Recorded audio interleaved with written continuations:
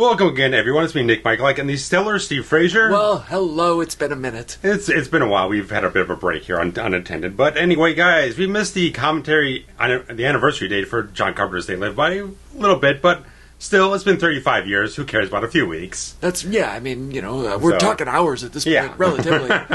So we're talking John Carpenter, Roddy Piper, wonderful stuff. So, guys, if you have your own copy of They Live, get your timestamp over to 0 and turn on your subtitles to follow along with us. So we'll get synced up with the countdown. So in 3, 2, 1, play.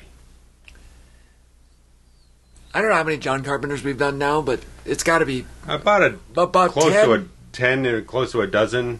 Somewhere in there. I meant to check that earlier today. Then I got tied up with other things. That's all right. I can bring up the playlist. And it's funny because I was talking to my buddy, and I was telling him that we were going to do this commentary. Yeah. And I said, it's the next one in our John Carpenter because we've done, so many. And he said, well, that's because they're all worth doing. Yeah. And unlike, like a Wes Craven, where... There's some fizzles in there. Right, he's either 10s or 2s. Yeah. And, unfortunately. So this one, like we said, is 35 years. This was... November of 88. Right.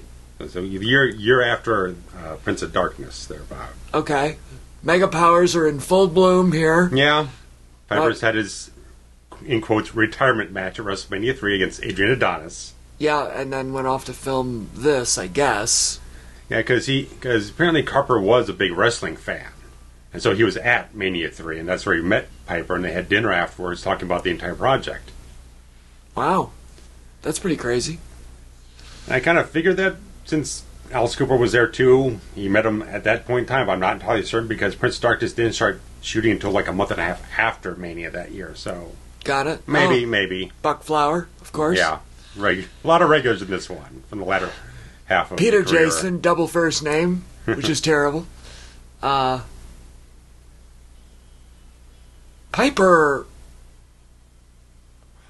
Raymond Saint Jacques. Another bad name. A lot of bad names in this. Piper's got great hair. Oh, yeah.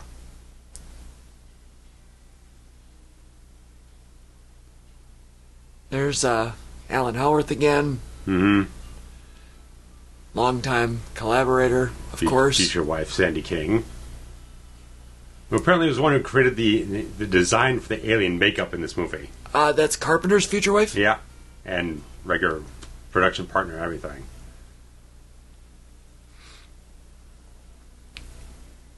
I think everyone's just walking around in the rain like it's no big deal. Like if I had hair like Piper's, I mean, it's not far off, but, he's got a good coif. Oh, yeah. And, I don't know, it's out there just raining, and although in this scene it's not raining anymore, interestingly. Yeah.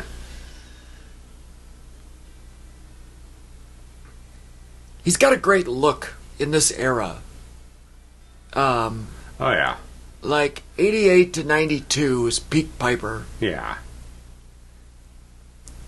And he's huge, too. This is, as everyone was in the 80s, the biggest they ever were. Right. He does look kind of bloated, doesn't he?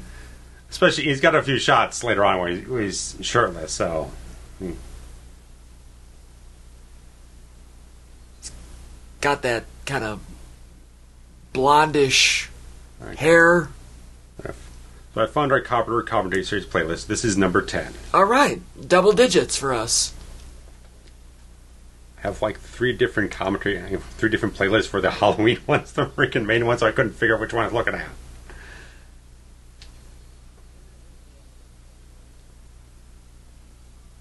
Gosh, she must have been 100 then. Oof. He's got a lot of makeup on. Oh, boy. Yeah, and sometimes it comes out a little much in HD. Is this the 4K? This is the 4K, okay. Yeah. Yeah, I've not seen this in 4K. I bought this like 2 years ago. This is the first time I'm actually watching it.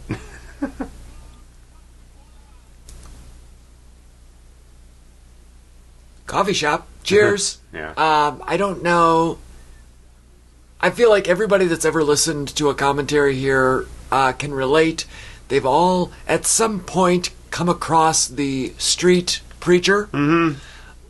I've never once in my life seen any street preacher with an audience this big. Captivated at all. Like, they're all like listening. Here comes a great mustache.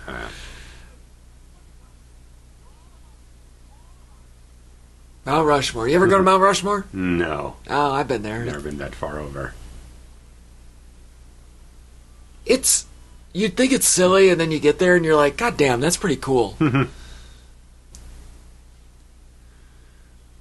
yeah, with the opening credits, they did mention that this was another thing based off of like a short story. Sure. It got adapted to a comic book, which I think is where Carpenter picked it up from. So, the crux behind the thing was more just like everyone was just hypnotized and not seeing the aliens, but Carpenter really loves science fiction. Right. Something he really digs. Way more like than that. me. But it was just the fact he wanted to toy around with the concept. Of course, the Reaganomics and everything is just like deep seated at this point in time. Or the rich are getting richer, and the trickle down economics is not happening because everyone up the top is so greedy. No one below them is getting anything, so the divide is so wide. Well, you're seeing all the economic poverty in this film. The guys working blue collar, just trying to scrape by.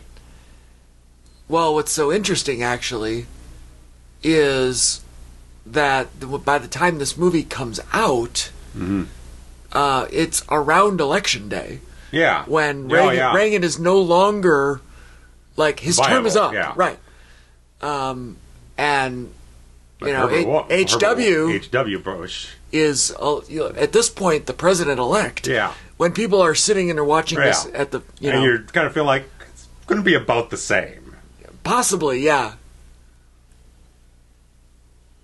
It's a variation on the same old thing. Right. And Carpenter's...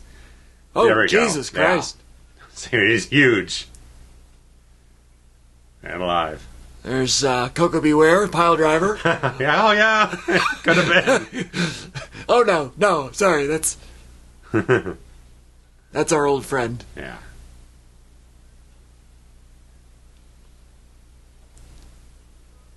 Inspired by. Sure, yeah.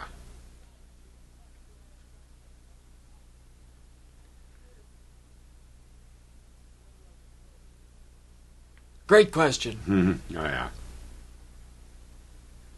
And you're right. I mean, look at... he's ripped. Swole, as they say. They do say that, don't they? Yeah. Oh, yeah, I like that. It's steroids era, so... That purple tank top's great. Yeah, it looks good on him.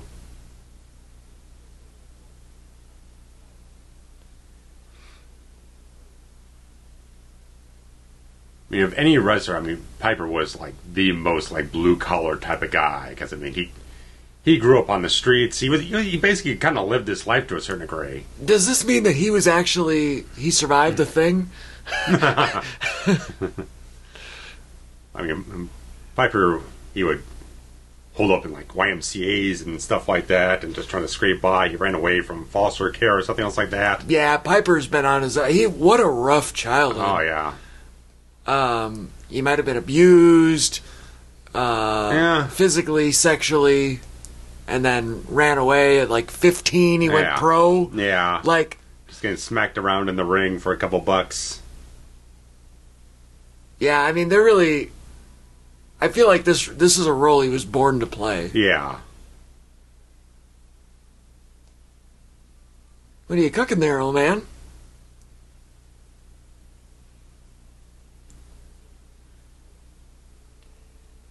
And meanwhile, you got Hogan. He's trying to become a star, and he's no fucking actor. No, and, it's funny because... They have such this kind of professional rivalry. Oh, yeah, totally. They did not care for each other. In that, obviously Hogan being the apex, like, number one all-time, like, he made professional wrestling. Yeah. But the Piper camp claims that, there would be no Hogan without the counterpoint. You got to have someone to work off of. Right. You can't just wrestle a bunch of jabronis and get over well. You got to have a good heel. Right, and so Piper was kind of the guy that was the first launching pad opponent. Oh, yeah, I mean, for WrestleMania. And so you've got this kind of trajectory where, you know, Hogan gets all the credit.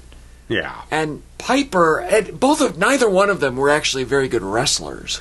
But no, they were good at working. Right. Good at working the crowd. They were very entertainers. Yeah. You know.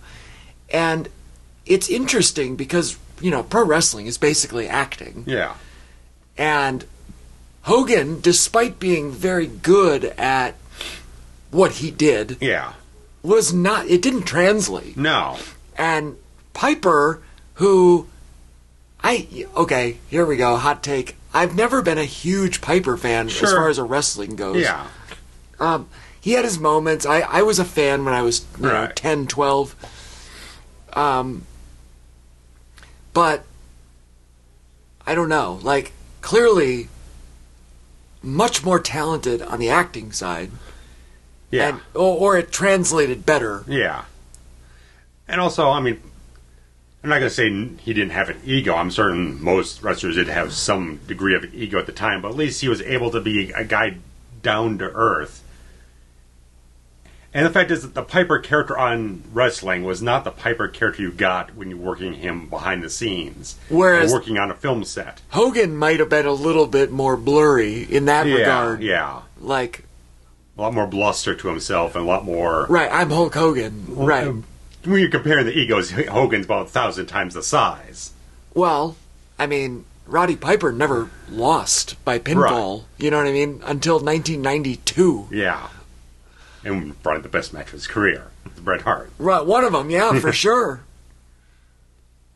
I just watched that last night. Because... Got it. April 5th, 1992. Yeah. I watched it live. Oh.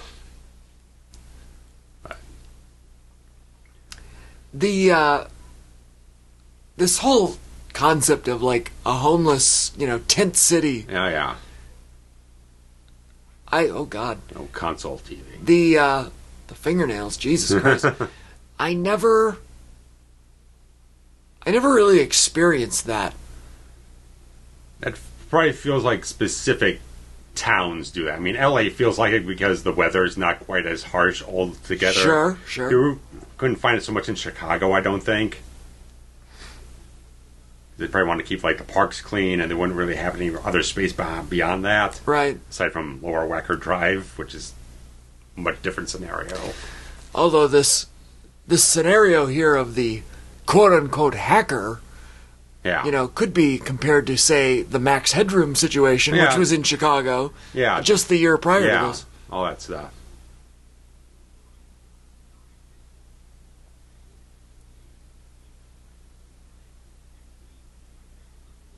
Now, that's kind of a really cool visual, right? Mm-hmm.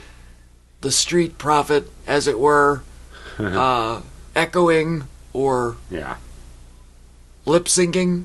Yeah. As if he's heard it 100 times already.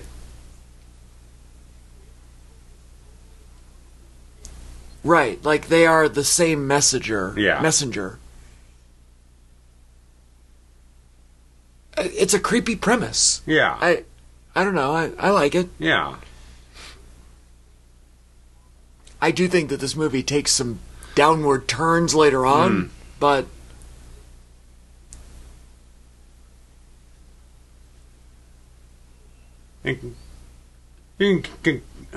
pace-wise, you can kind of compare it towards Prince of Darkness. It is much more of a slower build type of film in the first act.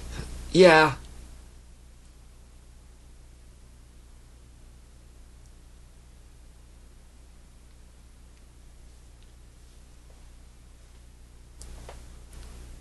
But, you know, like I always say, tell me a story. Right. It's telling you a fairly intriguing story. Right. Like there's, you know, you kind of, as the viewer, put yourself, you think as a viewer, oh, I'm a Joe Everyman. Mm-hmm. And Piper is Joe Everyman in this scenario. And casually observant of all these weird things going Yeah. on around him, trying to put the pieces together. And I like the perspective they have generally in the film, because you see him walking around town, and it's like you really get the feeling he is very much a drifter, a downtrodden character who's not on the ups and anything, and so he's kind of walking past the storefronts and looking at the having those certain images on the television of people having the great commercialism and people having fun and just like trying to sell you the American dream on the screen. It's a really Right, against his reality. It's a subtle mind worm or something else like that you want to call it, slowly boring its way into your head. It's not bludgeoning you, and it's not being satirical like it's RoboCop. Right. It's not sending it up. It's kind of using that perspective on the world of the capitalism, the commercialism, to inform what the story is trying to tell you.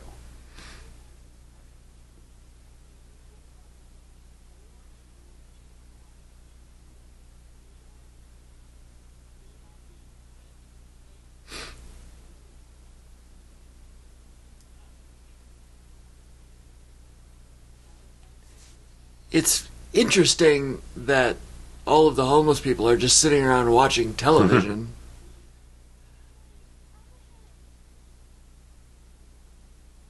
It's a nice drop there with the headache thing as they come back around later on.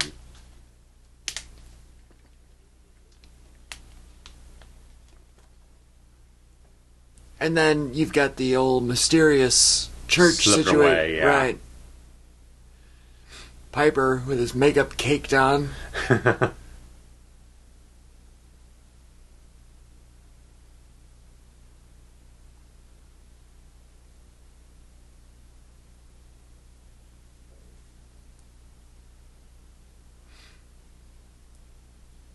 Yeah, the palm trees kind of give it away. Did they say where this is set?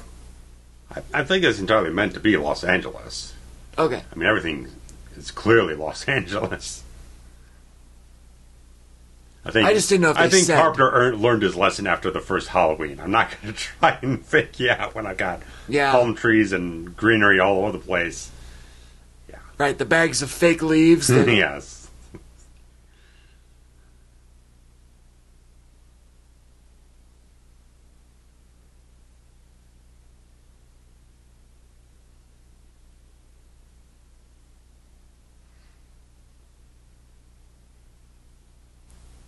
the old, what's going on over here? Uh-huh.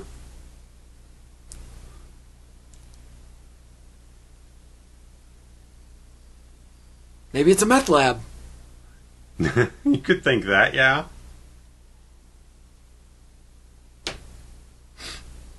I like all just the generic boxes. Yeah.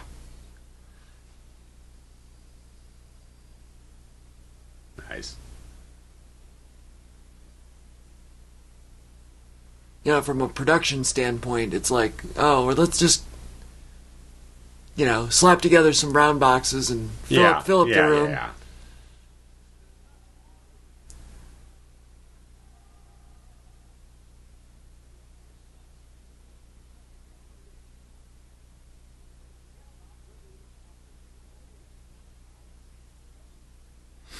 And the guy on the left is the guy that is on the TV, administering the message. Okay, so the broadcasts are coming from this particular venue. Okay. Whoopsie.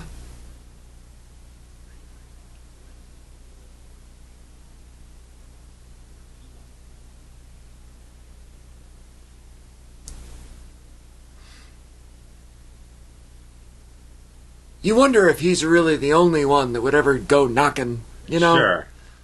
Like, I don't know. It kind of works because he's the new stranger in town, so he's not really familiar with anyone, so he's just observing everything around him and stuff just starts gnawing at your nerve or something like that. No, I get it. Yeah. I just, Yeah. You'd think that there'd be somebody else across the street that says, oh, let me go to the church. Yeah. I don't know.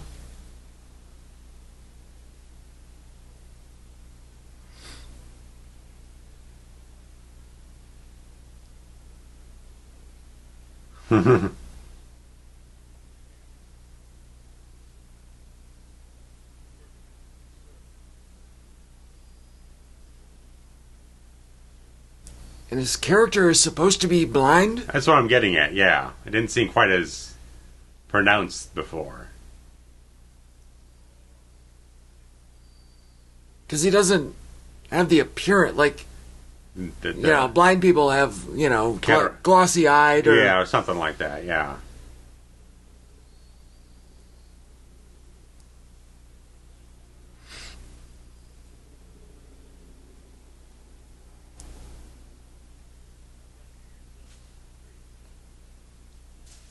He's got a great voice, doesn't he? Oh, yeah. Old Flower. Yeah.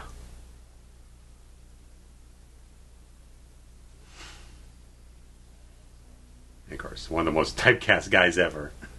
He's always a bum.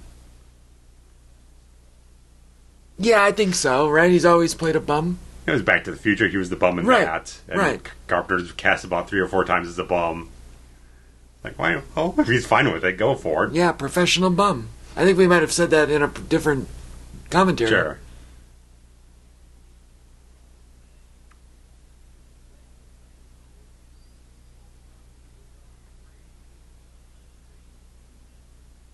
I feel like Roddy Piper could talk anybody out of anything. Like, sure. Hey, can I borrow you? He was charming, yeah. He was a little much for me, though. You know what I mean? Like, the talk... He would get a little riled up beyond tolerance levels at times, yeah. Right, like he's touted as one of the greatest, like, wrestling... Talkers, yeah. Right, the mic men. And despite the fact that he was good at it, it was quite annoying. Sometimes at times, a tad incoherent. Over the top. I mean, he was more coherent than Warrior. But... not by much. No. Not quite Savage levels.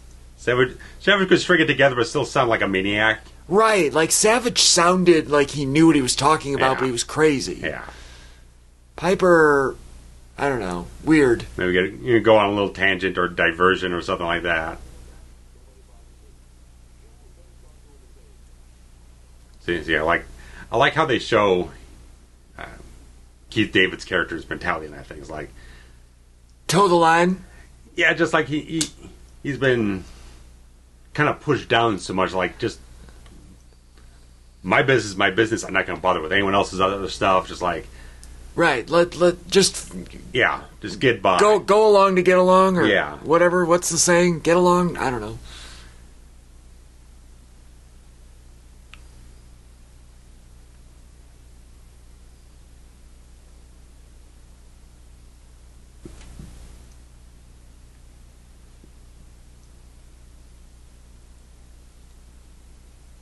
I was trying to read the name. Oh, African Methodist? Uh-huh.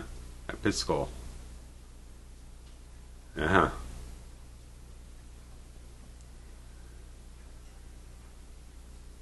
A nice location there. Just like the fact that the backdrop, you got the city in the background with this kind of quaint little church. And all of these random people, like...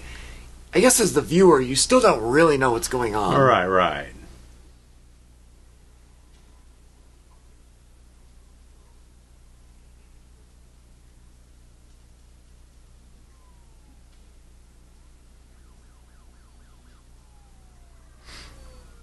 And I guess we're to assume that the police have figured out that this is the location. Yeah, the pirate broadcast location. Scientific Investigation Unit. It's intriguing.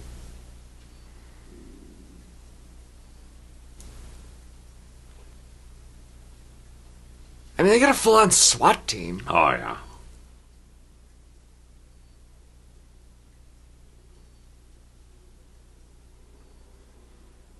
But at least with the story like you're getting into here, it's like, okay, we're not quite certain, but neither is Piper's character. Right. We're completely through his perspective 100% of the way. Which is exactly how it should be. Yeah.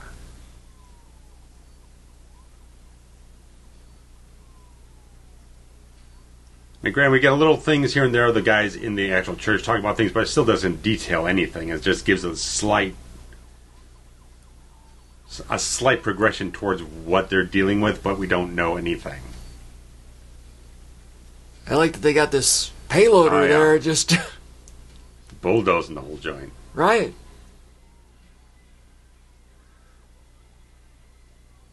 Mowing down the homeless. Yeah.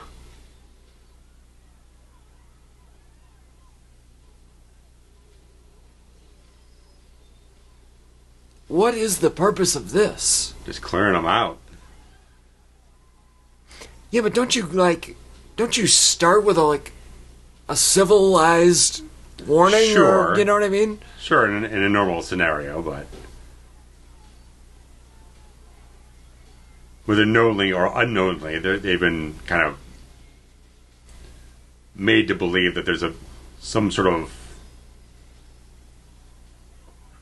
I don't know, some sort of threat that you want to call it, some sort of underground thingamajig. I don't know exactly how to contextualize it. I just can't imagine that the police would think that all these homeless people are responsible or doing enough harm. But it's kind of a brainwashing situation. Kill the patient, they stop the disease type of thing. Sure.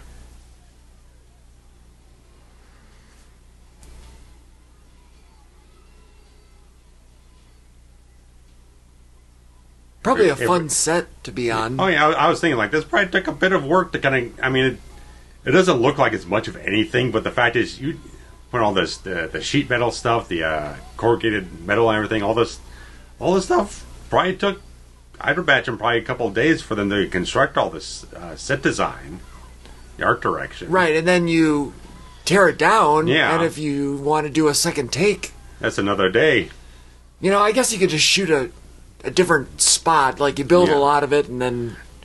And they didn't. And this only had a $3 million budget, and they shot for about, I think it was roughly 8 weeks.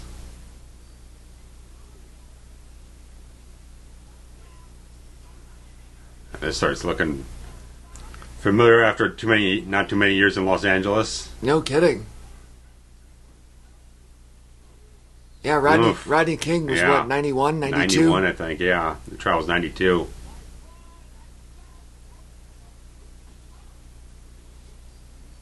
Yeah, let's just beat up the blind man. Might have been 1990, honestly.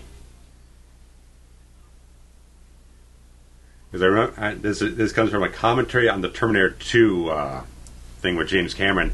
Apparently someone, where they were shooting stuff in the opening bar sequence for the film, someone actually had location footage on it, and the other half the tape was the Rodney King incident. Oh, really? Yeah, so that it was March 3rd of 91. So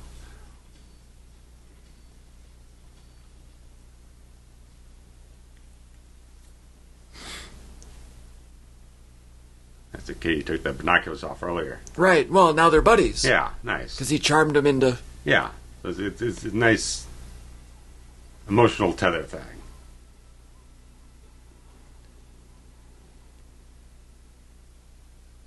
I don't know. I mean, obviously the police beating up people gets a reaction. Yeah.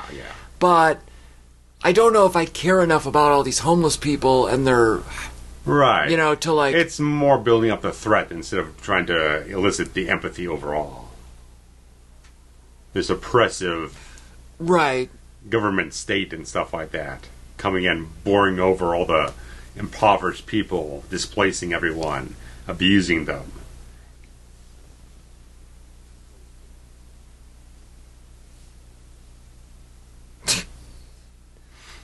And those people just gladly take him. You go with them. Yeah. Oh, okay. And this guy doesn't give a fuck. He's thick into it. He's living the best life out of any of these people. Oh, yeah. He's barely aware. Ignorance really is bliss. Mm-hmm. Is that the girl with the headache? I think so. I think so, too. Yeah. A nice continuity in that regard.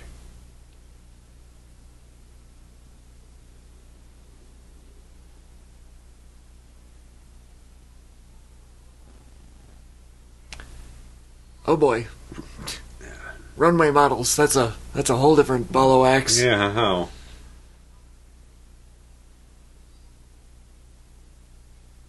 Yeah, nice juxtaposition. You have the whole thing of glitz and glamour on the TV, and just people just got their entire makeshift home just burned out completely.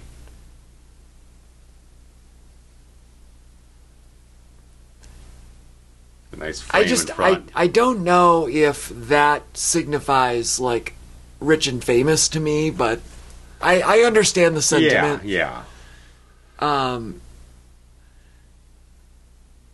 Part of me doesn't like the fact that Piper's character doesn't ever talk. Like, he's just brooding and contemplative and like, oh, let me just stand here and try to figure out what's going on. A little, Like, it would be nicer if he had somebody to chat with. Well, yeah, I mean, it's not until the hooks up with Keith David's character and things start moving in that direction we start actually getting more on that regard.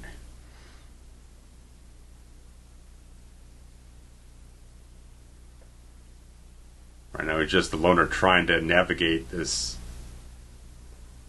oppressive situation with some peculiarities to the it's not as interesting as a viewer. Yeah, I get you. To stand here or to sit here and watch him look around.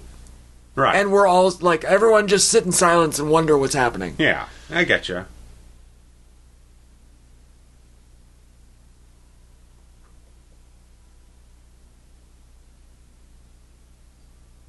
Where are the other people in the world? Like, there's no cars driving by. There's nobody. 3 million only get you so much, man.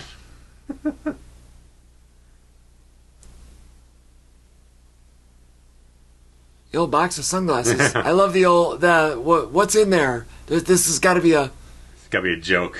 What is this? Right.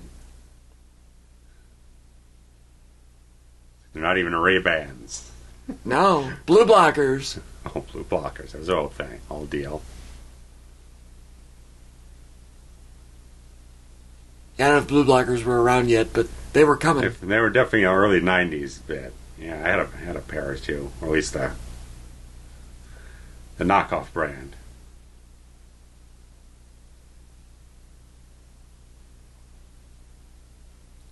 Here's the people. There were no people in that alley scene. Look, no cars driving by, no anything. Right.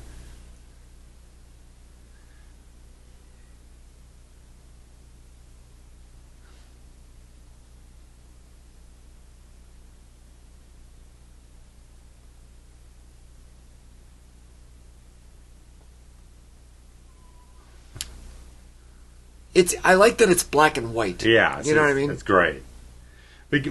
Once we get more of the aesthetics, it definitely feels like Carpenter's directly taking homage from kind of 50s sci-fi B movies. Right.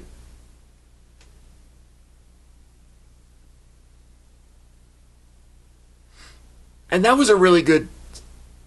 That's a good effect. Yeah, and it was.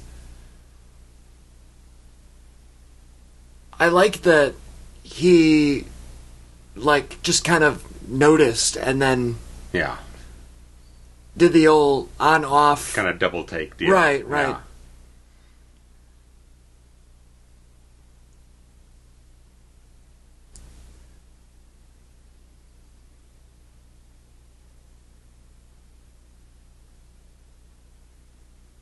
But I also find it hard to believe that every single sign is something. Yeah, maybe.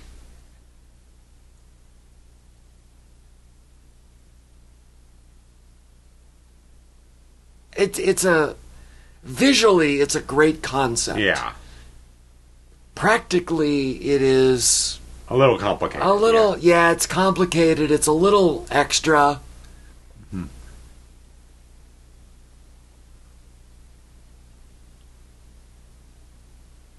You get into the mechanics of how they'd be able to do it for every single printed thing. That's beyond.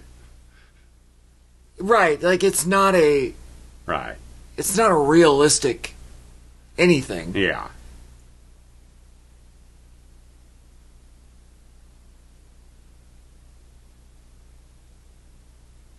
And what would the powers that be benefit? There's my gal Cher there on the Hollywood magazine. There she is. What would the powers that be There we go. need with a golf magazine? Sure. You know? He definitely looks like a Republican. Yes. He's got the coiffure suit. He's only missing the red tie. Look at that. God damn, that's such great visuals. Oh, yeah.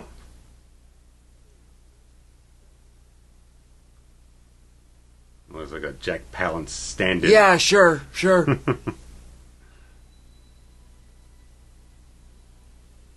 The HDR does make it look a little, I don't know, plasticky, the makeup effects, but the further along we get with removed from the original production, it feels a little hokey, but it feels like it's kind of trying to do that on purpose. yeah, I could see that.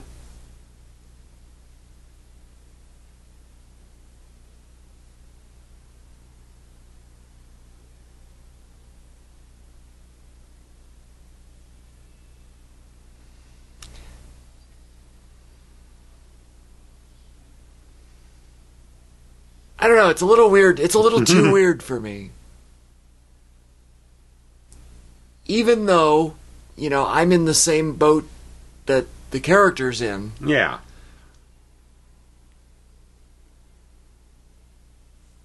I mean, it's creepy. Well, yeah, when you try to throw yourself into his mindset, it's got to feel so surreal. It's like,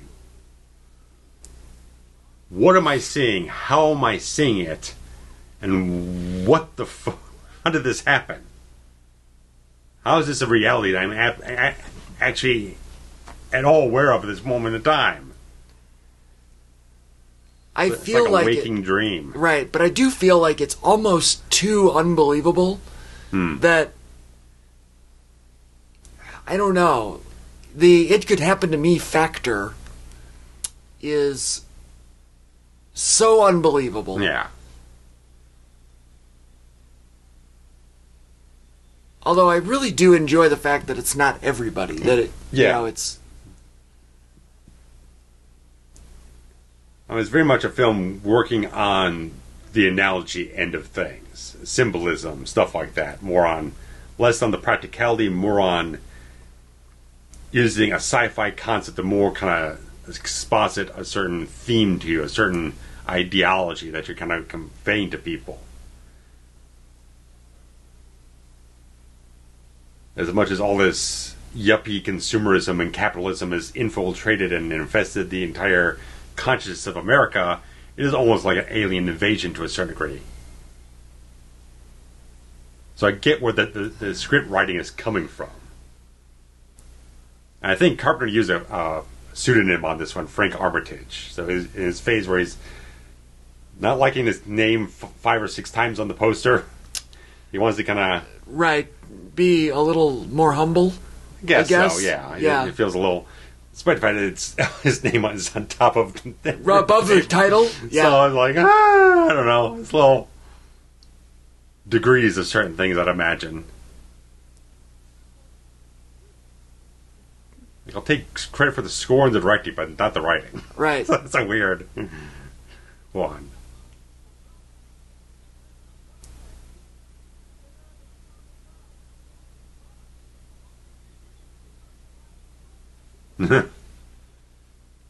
Oh, glamour. What you do with glamour? Yeah. Lock the door. Everyone's talking into their watches. That's very 30 years ahead of its time, right? Yeah. So you're like 40 years ahead of before with Dick Tracy, or now it's all just Apple Watches. Right. It's a callback on a foreshadow at the same time. That's kind of fun. Skinny tie there. Oh, yeah. Oh, no, it's not. It was just blown in the wind. Yeah, Maybe that was before they had that little notch on the back for you to tuck the back piece in. Yeah. Or you get a tight pin.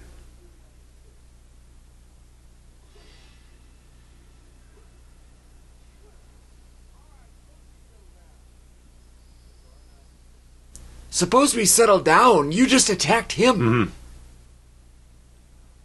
Mm-hmm.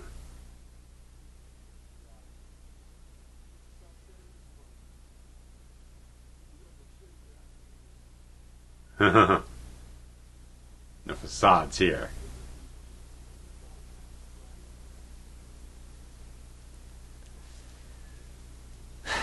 So here's the point where the symbolism kind of goes out the window, because now these are, you know, real people reacting as if they're actually the other thing. You know what I mean? Yeah.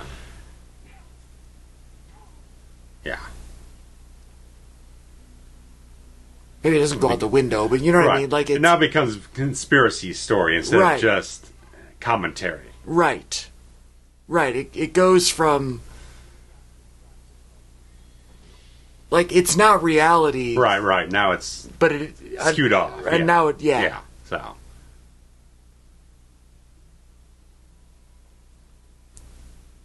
Meanwhile, he's just killing cops. There we go.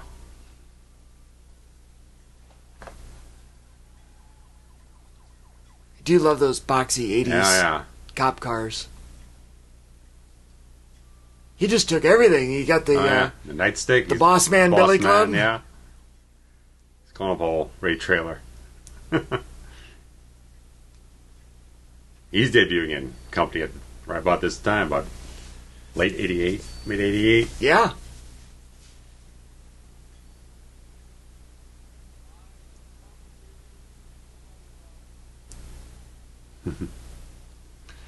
You know, it's funny, the Mandela effect on this. I've always remembered it as kick ass and chew bubblegum. It's backwards, and it's the other way. Apparently, that was because Piper gave Carpenter an entire notebook of all his random, like, promo ideas and catchphrases and everything to work on when he was writing the script. And that was one of the things in the notebook. I see, and that's the kind of promo, that's a wrestling promo out of Roddy Piper. Yeah. I mean, at one point, like SummerSlam 89, he claimed he was going to eat a garage. It's like, wait, what? What are you talking about? Sure. Like, what is this? Who are you, little fellas? Kind of funny. Yeah.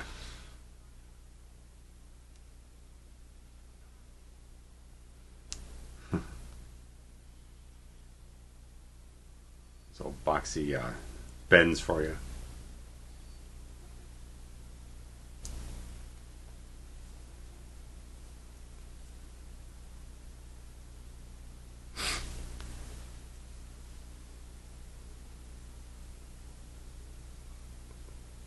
Beat your feet. That's a weird. It's bad phrasing, isn't it? It's weird phrasing. Everything is weird. Reduced clearance is weird.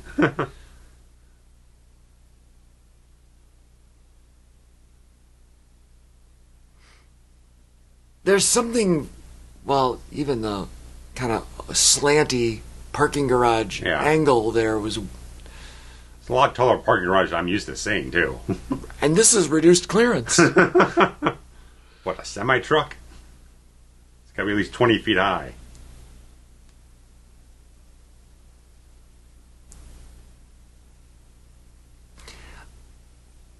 How is it that if this is the case in the cinematic world, that everything is this way, that he's the only one that they're onto as being acknowledgeable of their existence?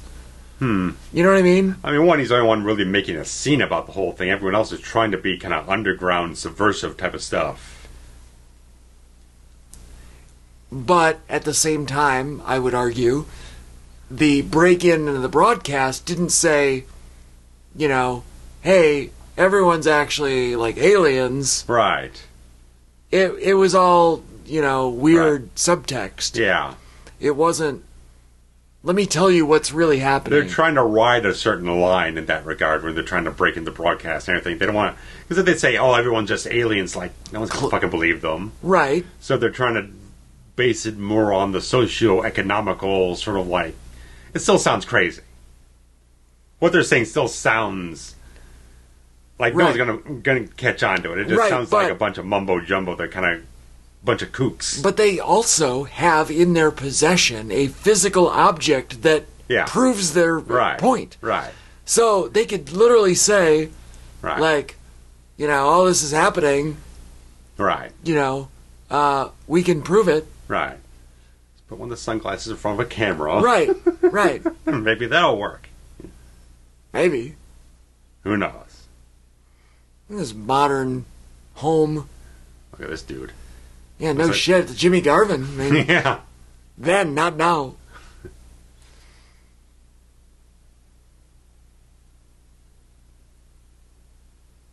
And that guy is her husband? I don't allegedly? Think so. I don't think so.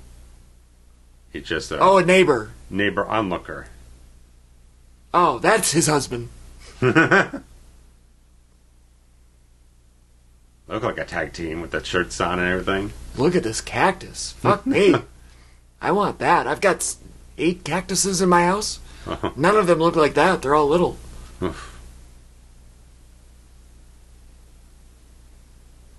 That cactus would sell for like $1,000 today. Check this sofa. Like leather or something? Yeah. Vinyl, maybe? Bad is what it is. This is like the most modern apartment, condo, whatever. Like chaos. Tip it on the southwest edge of things, but it's not entirely there.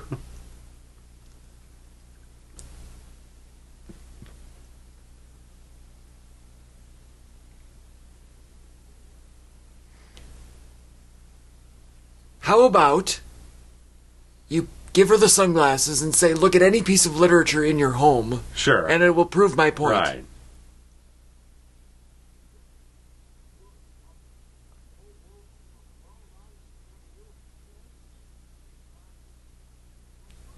Right, because he sounds like a freaking maniac. He sounds like he's crazy, right. And she... is just fearing for her life. She thinks she's behaving taken hostage by a freaking... Right, she's behaving as such. Freaking escaped mental patient. She's also wearing too much makeup? Probably. Probably wasn't on this one, but there was apparently... I was watching all the interviews, and apparently there was one point in time, like, they broke for lunch or something like that in the middle of the day, and then the makeup department changed all her makeup. Her complexion was now green. Oh, really? And they didn't know what the hell happened. And so it might be better on this one, but apparently they tried to fix it in the lab. But we'll see if they pick up on anything. Maybe on the 4K they kind of do a little adjustment better on that. Why? Okay, so she says, I'm going to lie to you no matter what. Right. So he just gives up and says, don't do it? Yeah.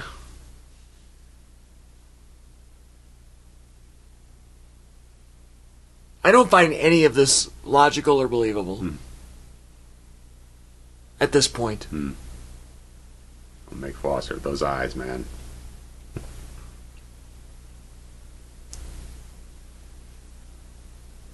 Great hair. Oh, yeah. I'm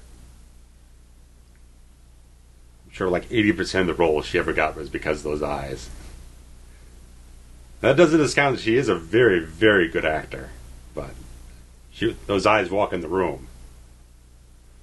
You're already you can't leagues ahead of people. They're half closed. Yeah, but she's got these sky blue eyes. It's just very entrancing.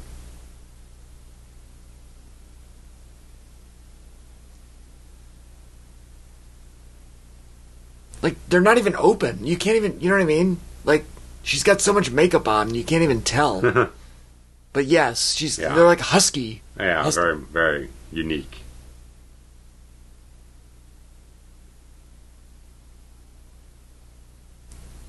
I'm also a blue-eyed mutant. I know all about it.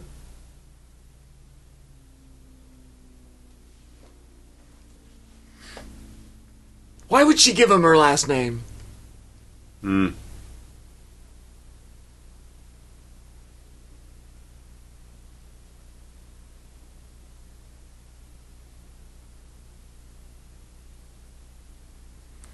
What are the odds? Sure. It's starting to fall apart. Oh, there you go. Well, that's a bump. Jesus, he'd be dead. Story falls apart, then you fall out the window. This might be the first time ever that somebody was helped out a window and didn't die. It's partially a push, partially a fall. You get knocked over the head, so it's kind of half and half. So I guess, but he gets didn't banged up, but you don't die on this one. He didn't go on his own. He didn't jump out the window. Right, not on his own volition, but. Ow, that might have been an ad lib fall. Nice shot. Right, yes. Yeah, that's the shot. It's all LA right there.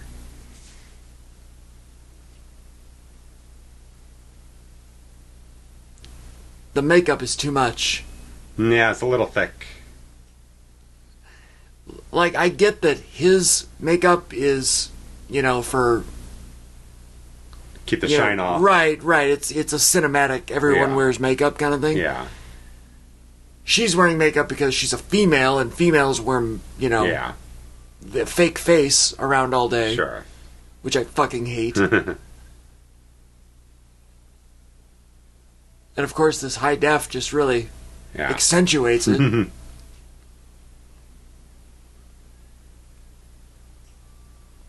This is like that. This is the Hollywood Hills, I'd imagine.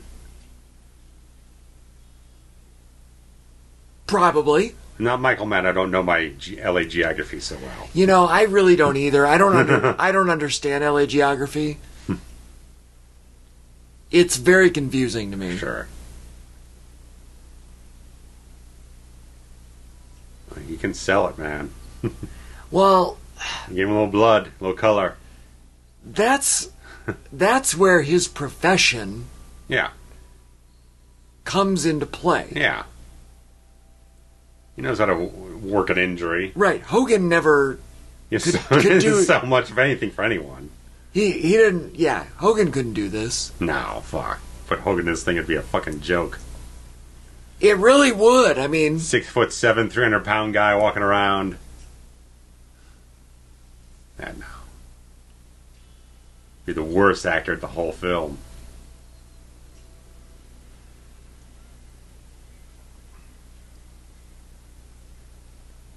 Childs there really likes his purple. I dig it. Yeah. He's always got purple on. Yeah. He's my kind of guy.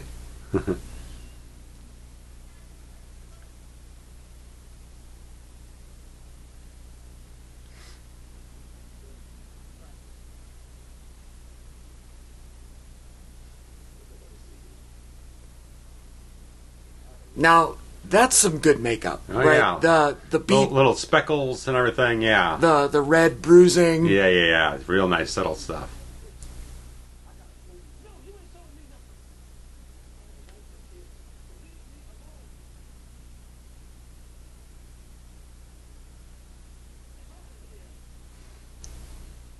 I don't really know why do they have heat? Because he's all over the TV because the bank and all the cops and everything. I see.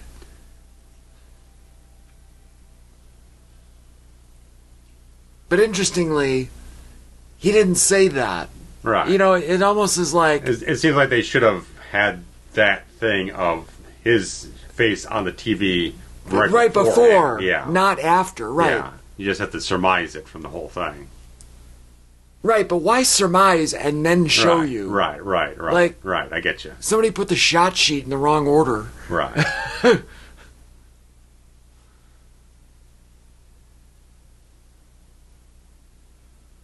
But it's the interesting thing, because technically his character name is never spoken in the film. It's actually Nada, which is basically Spanish for nothing. Right. Which is another sort of... As in, what's your name? Nada, I don't have one.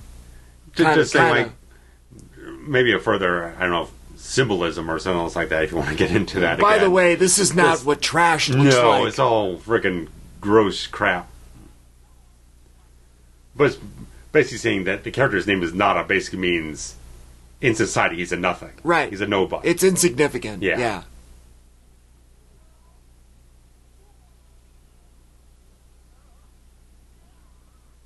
Like, what is this silver shit? There's no trash in this. Fucking garland and shit. Crepe paper. Like, why? Why? And why did the guy dump the trash? Right. It's very weird. What? Why? Yeah, I don't know. It's very peculiar.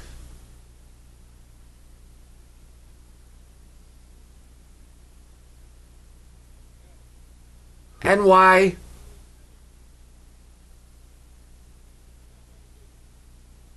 Nice shot there. Got it right into the box. Yeah, I did.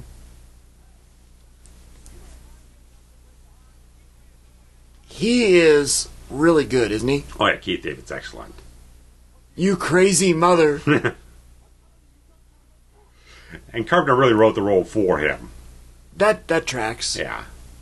It's like, yeah. He's got the right temperament. He's got the right... He can play a blue-collar guy. You can feel down to earth.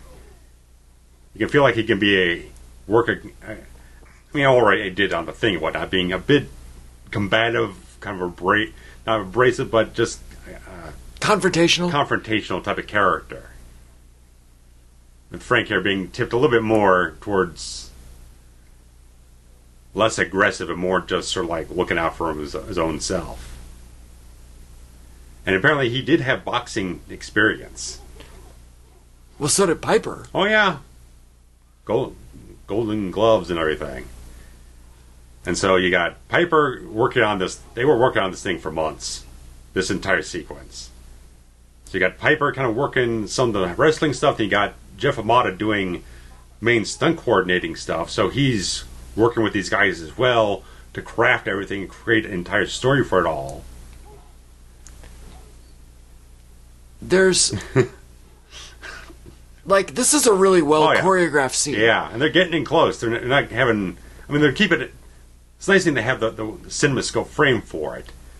But they're not kind of like pulling it all the way back and you kind of be able to use, like, far-off shots to fake it. Like, they're getting pretty close showing these freaking hits. Yeah, the edits are just good. Yeah, like, they're just on the money. Right. Dirty motherfucker.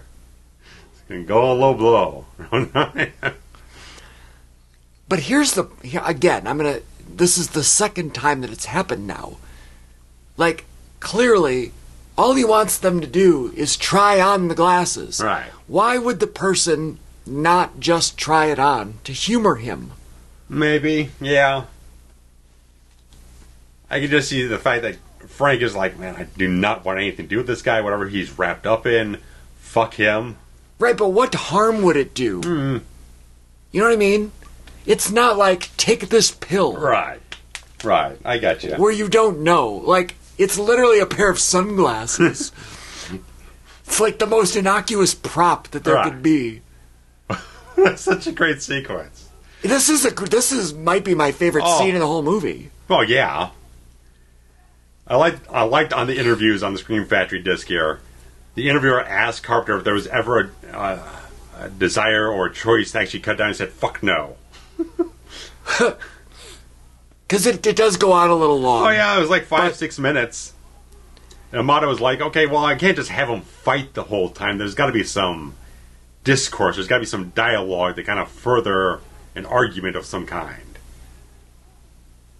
Well, I mean, if it's well choreographed, you can do it. Right, but he's just like, I got to have a little something in between it all. And I think because you got this slightly darker part of the concrete, I think they said they actually took rubber pads and painted it to look like concrete, so that might be a case here. Or we got a little bit of a deviation in the color between the two different that could be patches. And it's well hidden, because sometimes you see these mats and you can tell like hell. They're bouncing off and the thing's flapping around. Right. It's squishing underneath their feet. Yeah. Oh, it's like a Terry Funk McFoley. Right, I was going to say, now he's got a Jim Duggan. Yeah. 2x4 with the frickin' bottle. Hilarious. That's good stuff. And he's got the cut on the back of his head. Oh, yeah. That's really good. Oh, yeah, because he said after they wrapped one day, he was just walking down the street with the freaking makeup, blood on the back of his head. No one was paying attention to it. It was like the most normal thing possible in L.A. Hilarious.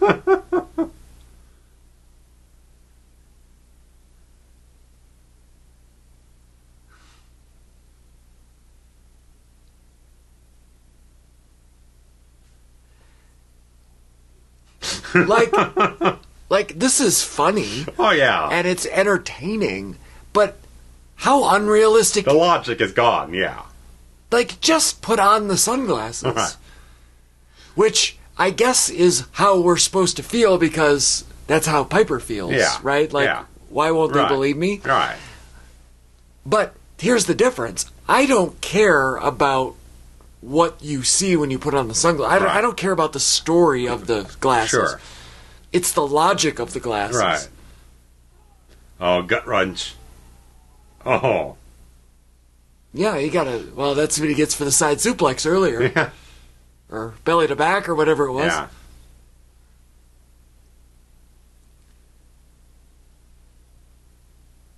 It's gotta drag him out.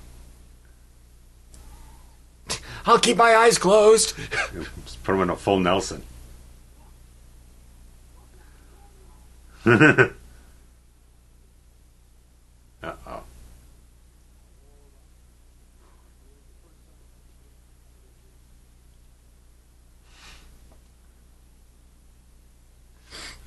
It's such like a 50s... Oh, yeah. You know... Like I said. It's like a B Mystery Science Theater right. kind of situation. There's another Piper line that he probably wrote. Oh, yeah.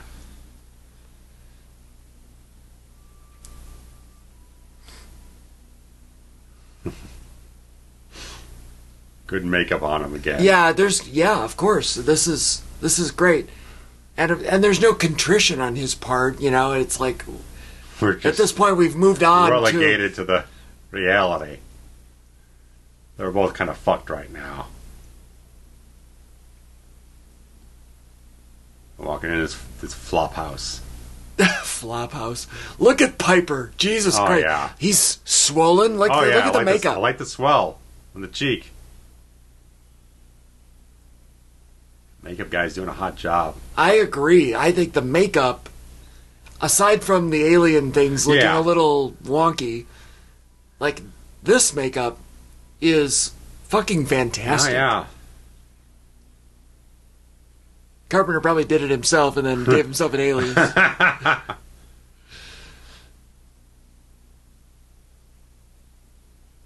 Look at how swollen he is. Even more swollen here than it was in the last scene. How do you do that?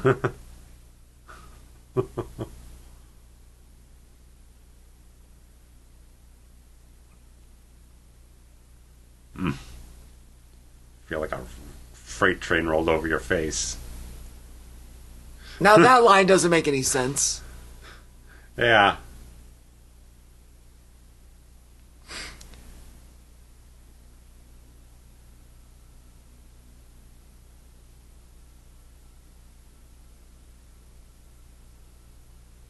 There we go. Shit. Even on the back, they've got him bruised up. Nice. I'd pay a lot of money to have that body.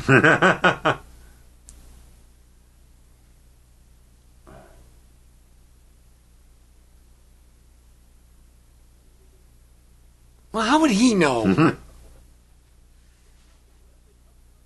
Great questions of all.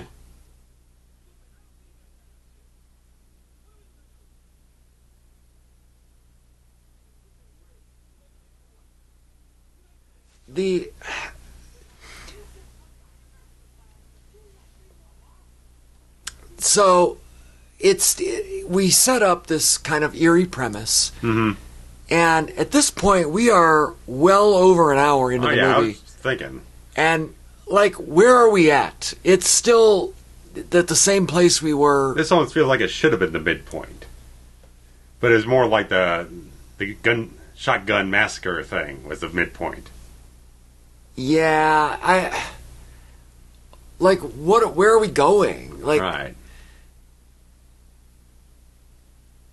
There's the old "you need a biscuit." I was gonna say that's Return of the Living Dead. You need a biscuit. Where do you get that? At the You Need a Company from Return of the Living Dead, of course. Where's Kluger?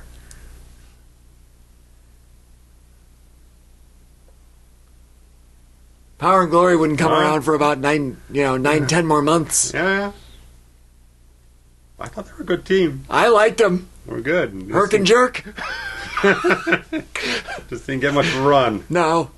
They could have been the champs. Oh, yeah, I think so. Of course, if the business were like it is now, every one of those great 80s teams would have had a run for 5 minutes. As they all would have had the belt for within a month. Right.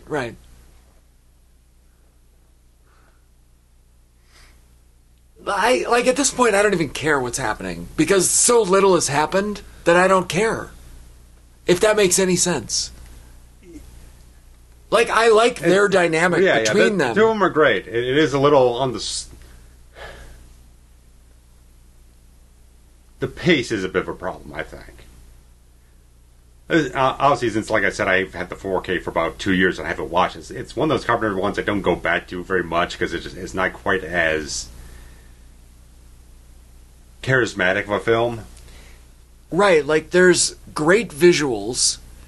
I think a lot of people really like the alien makeup. Yeah. A lot of people like the idea, the messaging, the obey, consume. Yeah.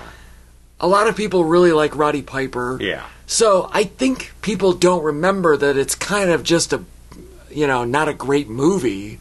Yeah. But they like the elements. Yeah. They like the parts, not the sum. Right. I think that's fair to say. Yeah.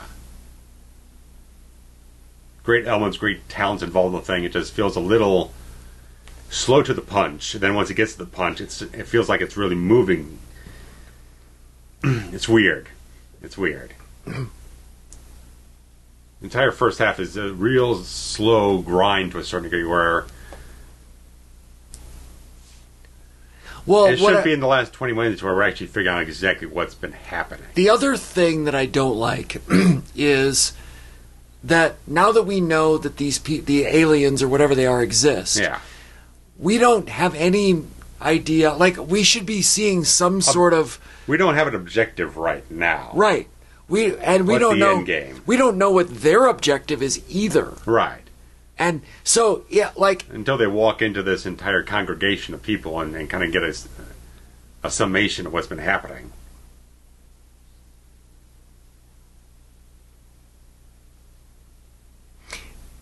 I think that if at this point we should know what they're fighting against. Right. Maybe not why or the full story. We should at least have some sort of projected outcome. Right. Like, it's either this or that. Right.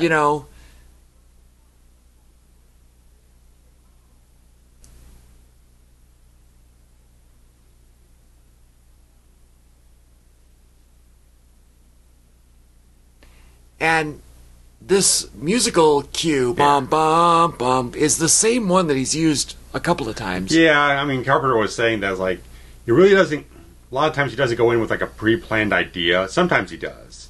But on this one, he really wasn't sure what the hell he was actually doing for the film, so just kind of score the film improvisationally as they went along. Of course, they did a couple of different passes to just kind of tweak it and add some other things here and there, but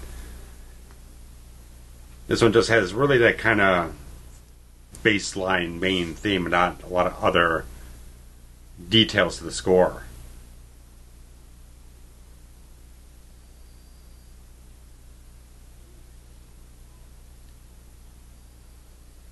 I would not want to do the contact because now it's just in there. Yeah. Like, you can't easily just take it off. Yeah. Well, granted, I get kind of an idea of it. It's a little bit more invisible now, so they can't pick you up quite as much. I get the idea. Yeah. But it's also permanent. You're right. Maybe not permanent, it's the wrong word, but... You're not taking it in and out every 10 minutes or something like that. It's like once you put it in, it's going to be in there all day.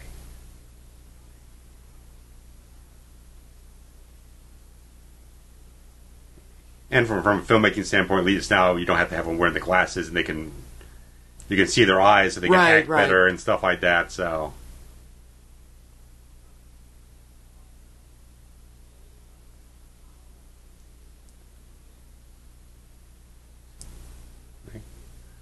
It's like earlier, like this guy looks a little Orson Welles-esque. Agreed. Which might be a little War of the Worlds sort of idea in that regard. The radio broadcast scenario you had back in the day, which I think has been a little conflated.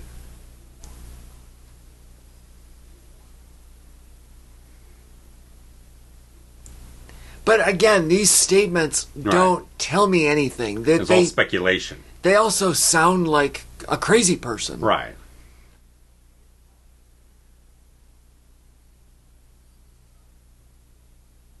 You're going to hit them hard in one town or one area of Los Angeles? Yeah, this feels like it should be like a... if you put a little bit more machinations into the plot, there could be more of a synchronized strike from, like, New York, Dallas, Chicago, Seattle, wherever else you want to go for.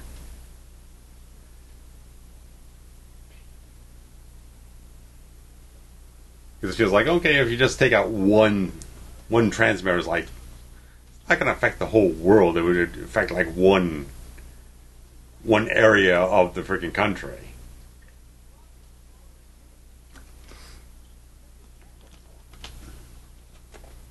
So they're figuring out, they're detecting who is a detector. Mm-hmm. But we also don't know what the consequences of that are. Yeah. And, like, it's just meandering, you know what I mean?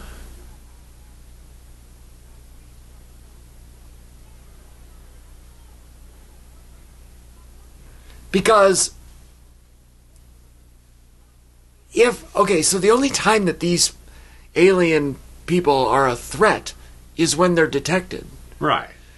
So, I guess ignorance is bliss is kind of the point of this movie, right? Like, which goes back to Keith David's character's mentality. It's like, mind your own business. Right. And keep your head down. Like the Republican suit at the magazine stand. Right. He didn't mean to harm anybody. No. So, why do we have a movie here? You know, like...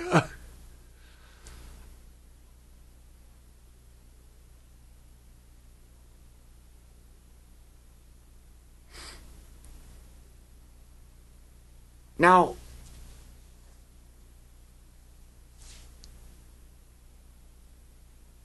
do we get the "you were right" scene here? I guess he left those in the apartment. Yeah.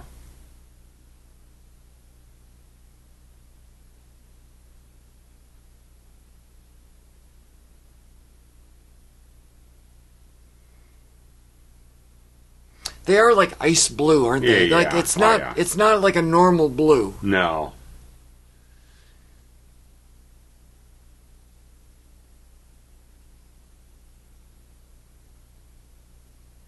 Will you talk faster, lady?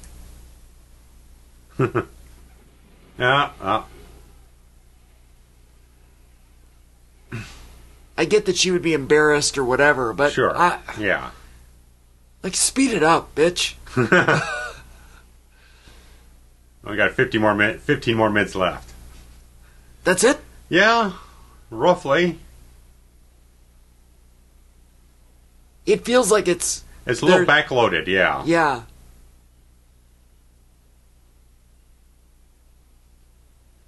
Because this is the first time that there's been real confrontation. Yeah. But again, this is confrontation from the police, not from the aliens. Right. So we're still circle jerking here. Like, nobody knows what anything is. Right. We don't know what the like the end game of the aliens is. Right. It would be a thing if Piper and David both came into this whole thing and there was sort of a meeting a amongst concentrated strike, a certain plan they had. They were kind of like, this is kind of the 11th hour of what we're planning to do.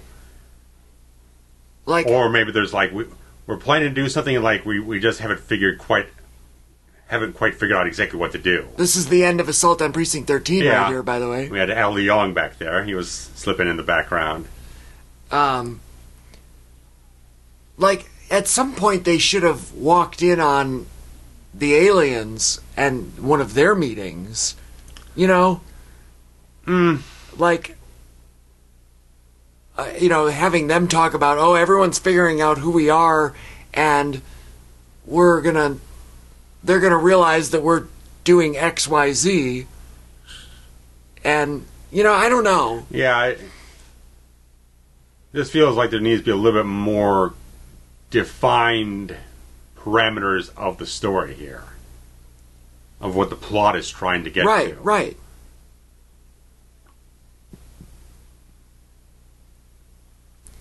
Like, it's too theoretical to be logical, and it's at a certain point too realistic to be theoretical. It's like it seems like at a certain point here, the commentary is getting in the way of putting together a proper story progression, because everything, they just keep falling into scenarios. Everything just kind of, they accidentally move into the next plot development or something else like that. The next revelation. One beat doesn't beget the next one. Right, it just happens to occur before it.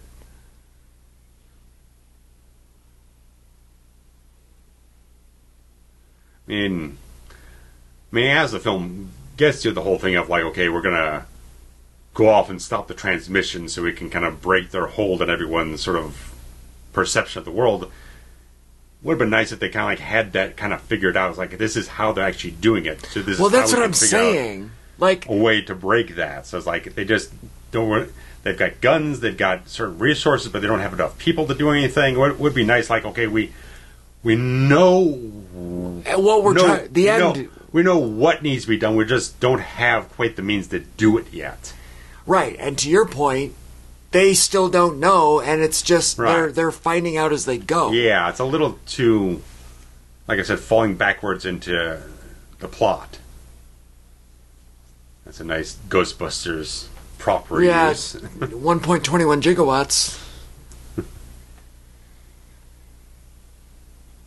Nice for a random, I guess, alien-esque language print on the sign. Right. I feel like, yes, we're saying the same thing. Yeah.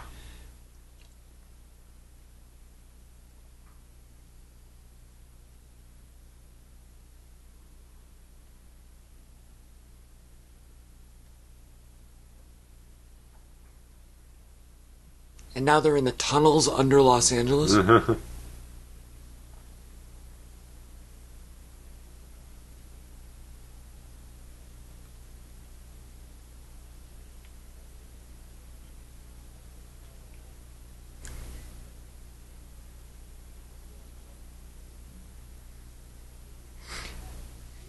And so, this, I guess, is what I was insinuating, right? Because But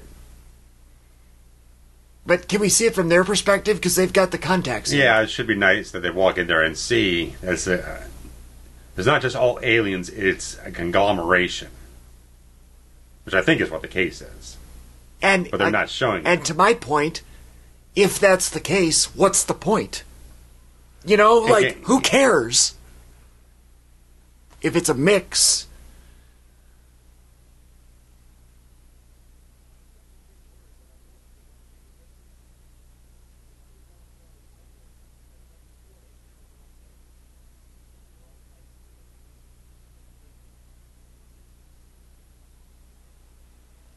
But not everybody is... Yeah. It's...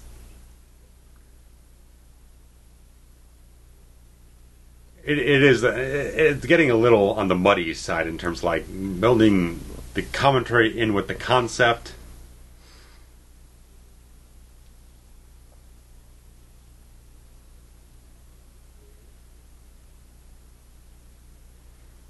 He's a bum no more. Yeah.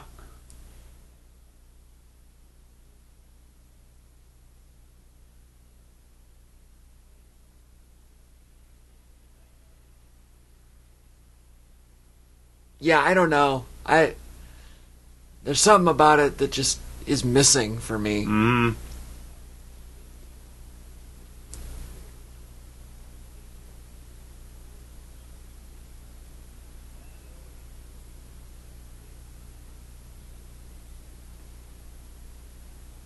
Now, it was revealed that they can teleport or some shit. Yeah, that's what the little hole in the ground was with the watch and everything.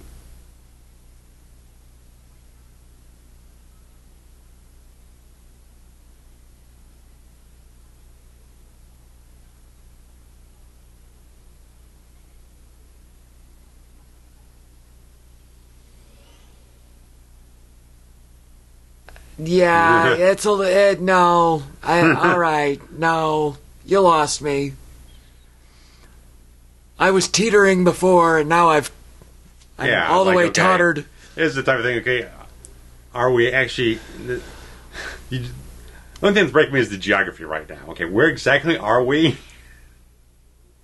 Well, I guess the hole in the Either ground. we're underground or we're in space right now. I can't resolve this situation here. Well, the hole in the ground was the portal. Right. So who knows where they got dumped out? But then they walk into some banquet hall, and now they're in a space teleportation port. But they were in a tunnel. Right.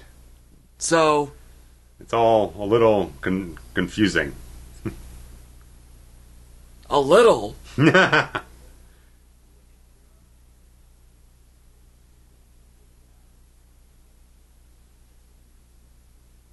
And the entire time that they've had the contact lenses in, we've never seen it from their perspective. Not a whole lot. There's just a few shots inside the banquet hall.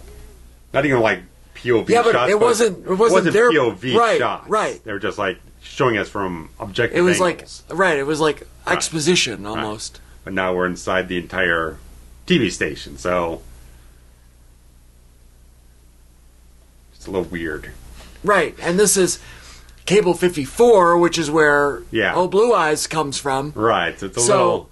like, at some point... excessively convenient. Would she not... If she's on their side, maybe she says, oh, I work for the network. Mm-hmm. XYZ is happening at the network. Or, how about we do this and I have a connection? Yeah, there's so much missing. Right. I don't feel like in the last 10 minutes we should be figuring out the full scope of the story here. And I still haven't, by the way. Right.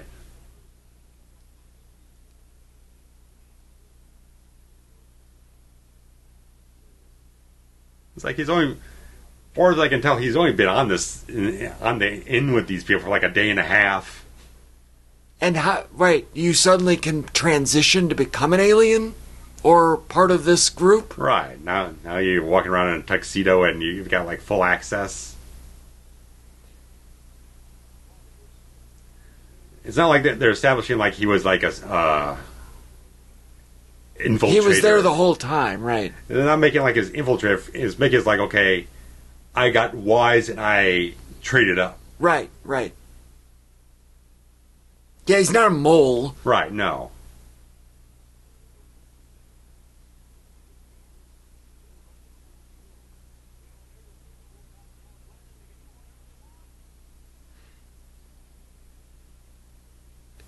This almost needs to be the midpoint. Like... something like that, yeah. It should at least be happening in the second act, not the final act.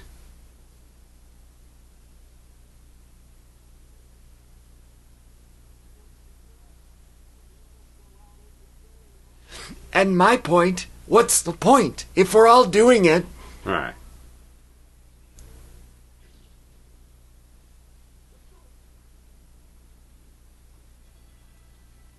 There's no consequence. It would be better. Because you got the guy kind of speculating like, oh, or are they terraforming the planet to change the atmosphere to their atmosphere with all the pollution? Are they doing this to subjugate us? It's too much speculation and not enough concrete, decisive statement of exactly what exactly they are doing. You can have... If there was evidence to say, yeah, they're doing this and they're doing this and they're trying to subjugate the human race, that would make much more of a better story. And you can have plot points that are realistic within the story. Right. And have those be interpreted by the audience as the theme of the movie. Yeah. And the, kind of the allegory to current political climate. Yeah. Without telling you that it's an allegory. Right. You hang out of that coffee pot, girl. Yeah. Hang on for dear life. You got 6 solid cups in that pot.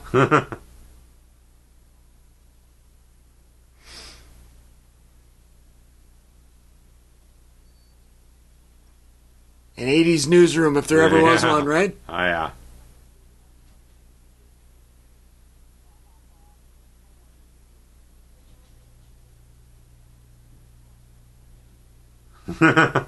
What a polite man.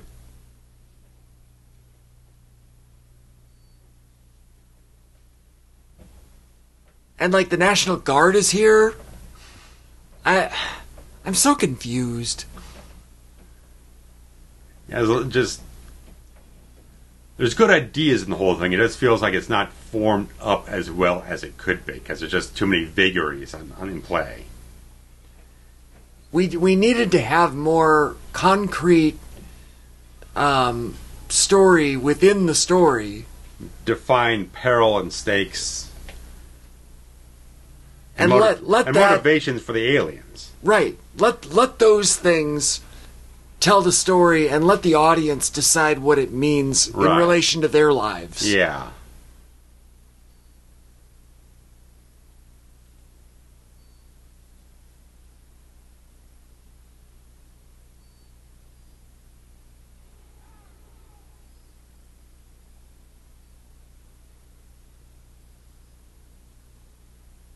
Now, why can't they just teleport? Don't sell me on a concept and then not use it other than buck flour. Right.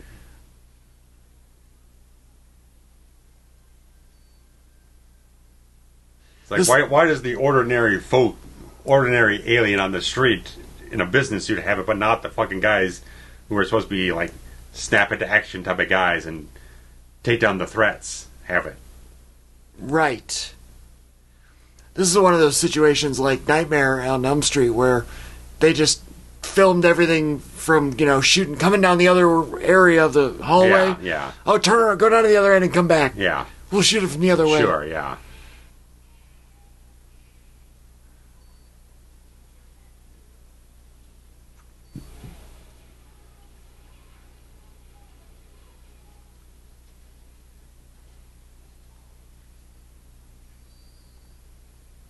There we go. It's interesting what would have happened in this. Oh. She's betrayed him. Now she's traded up? She was the mole.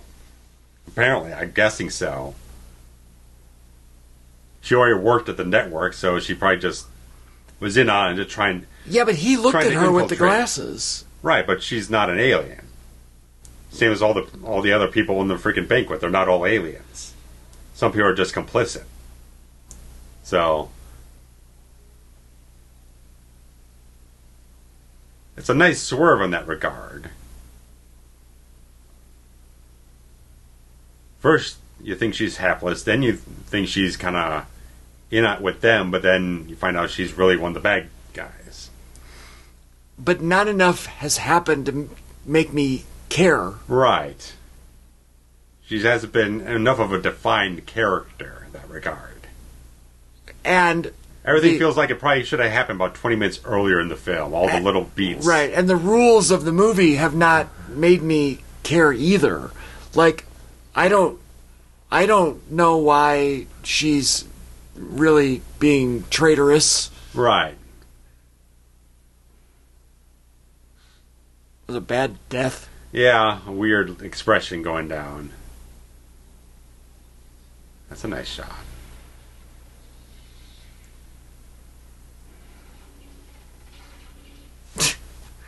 I like that the line was just "fuck it." Yeah.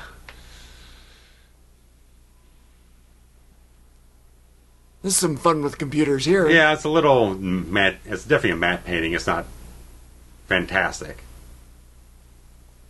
Maybe a model shot.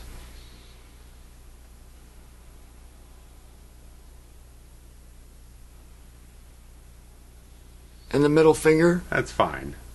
It's fine.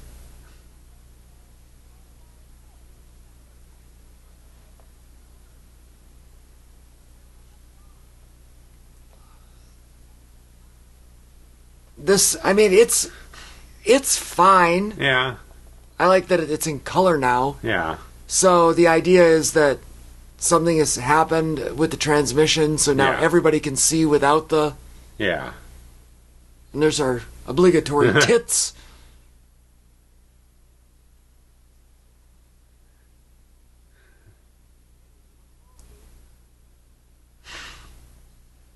That's a very John Carpenter ending. Yeah. Not good for me. Not good. I realize that I'm in the minority. I mean, I don't want to crap it completely. I mean, there's a lot of good elements. It just feels like there's not enough structure. Right, and you need structure to make a movie. Yeah. To your point, it was just a continuous string of incidents. Yeah. And I don't know. No one really felt like they were like proactive in developing the plot. Right. That's a weird type of thing to not have. Because nobody knew what the plot was to react to it. Right. If that makes sense. They are reacting, but they're reacting John Kennedy, oddly enough. Oh, yeah. But, I mean, they are... They're reacting to random situations that they fall into, so they just kind of... No one has a plan going from A to B to C. It's just like we fall from A to B to C. Right. It's arbitrary. Right. There's all the stunt people. Lots of stunt folks. Look at all these stunt people. I mean, there was people jumping around and shooting and dying, and... That's where most of the budget went to, is all the stunt people. Jesus. Look at them all. I mean, That's Jesus. a lot of folks. Yeah, crazy. I mean, I know there was like talk, I don't know how many years ago that they were maybe like doing a mini-series or a remake of some kind. I could see a remake of this being... I know it's a cult classic. Right. I get it.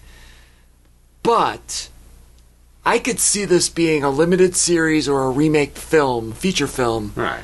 And really updating it to be... Because the commentary is still very relevant. Agreed.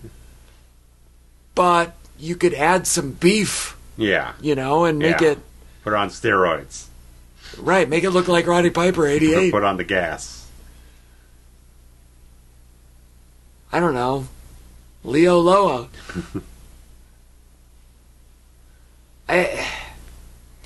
I'm sorry I shit on it. I know that you're not, but I am. I don't think it's good. You're far more analytical about it. Well, I am because... Things. So, I'm willing to write off on the conceptual fun of some of the ideas. It's just not as... When you had a lot of stuff that Carpenter was really getting tight on. He wasn't always writing everything himself. He usually have a collaborator or something else like that. It was Deborah Hill or Nick Castle, whoever else was going on things. Usually that would kind of produce his stronger work when he was kind of working with another screenwriter or someone else was writing it all together and he was just jumping on to collaborate and direct. Well, you need a little checks and balances. Yeah. Somebody to go, well, how about we... You know, I think you should add a little here and then let him add it. You know, don't write it for him. Yeah. But just kind of rein him in. Yeah. You need a little more collaboration, I feel. It's got a good, strong base level for the thing. It just feels like there's just... it needs more mechanics of the plot to work and form up to a stronger direct progression of events. Right. Well, 35 years later, let us know in the comments what you think. Yeah. If you like it still, if it holds up. And if want to suggest whatever our next Carpenter comedy should be, let us know. We don't have many left. Check the commentary playlist and see which ones you would like to suggest to us, and we'll see what we feel like doing. So, guys, thanks so much. Until next time. Bye-bye.